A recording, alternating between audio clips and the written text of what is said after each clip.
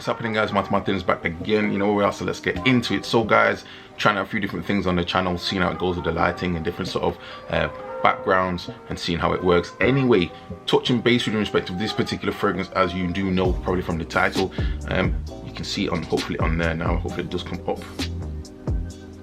No. There we go. And this is Tom Ford's Ombre Leather. Now guys, this is a fragrance which again, I've done a review on before. It's one of those fragrances which for me is beast mode when it comes to performance. It's one of those fragrances that you need to be careful not to have, how could I say, be too generous on the trigger, because the overspraying on this one could cause some real problems. It's one of those fragrances, guys, that if you go, as I say, overspray it, you're gonna choke yourself out and other people out in the room.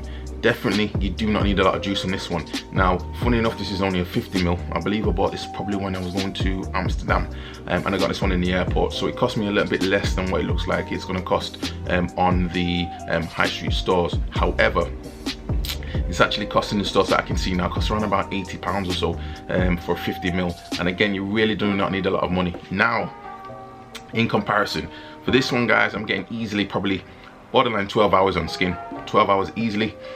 Keynotes on this one seems to be that of cardamom, iris, and a bit of leather as well. Obviously ombre leather, keynote being the leather.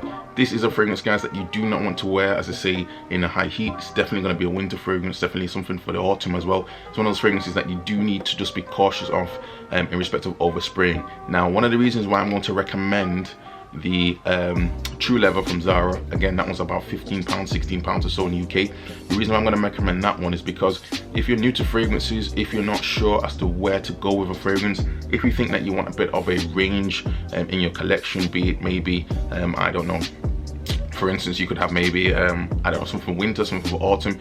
That is one I would say to go and consider. The fragrance itself doesn't necessarily cost that much for £16. I believe the bottle is only 70ml. But for what you get, guys, you do get a bit of a resemblance between Ombre Leather from Tom Ford and Tuscan Leather. If you're new to fragrances, this gives you the opportunity to not spend too much money, not to be too invested in a fragrance. It gives you the chance to actually try, you know, a range of fragrances and try something else. Don't know what's going on out there. Anyway, guys, so I would, what the, so as I was saying anyway, guys, so ultimately it's one of those fragrances that I would suggest go and check out the one from Zara. It's one of those fragrances which you're not really gonna get some people saying about 8 hours longevity. Personally, when it was on my skin, I didn't necessarily pick up on 8 hours, probably around about 4 hours or so, and then following which you'll start to obviously give you a bit more of this sort of skin scent that's I'm pretty much accustomed to with Zara fragrances. Now the issue, I think, as I say, guys, if you're expecting beast mode, if you're expecting quality and performance, this is the one to go for. But this does come at a price point, whereas the one from Zara gives you the opportunity to have a bit of a try. And I think that's one of the key things I want to say for this video. Have a try with the fragrances. Don't feel like you need to go straight away buy, you know, 80, 90 pounds worth of a fragrance, especially for 50ml. It needs to be something that you're invested in, not something that you just think you're gonna buy it because it's a bit of a hype train and everything else like that. This one has got me compliments. This is, as I say, your autumn winter fragrance, but it's just one of those fragrances which you need to know where you are in the fragrance journey to really go and purchase something for this amount, or 50ml at least, for that cost. That's all I'm going to say.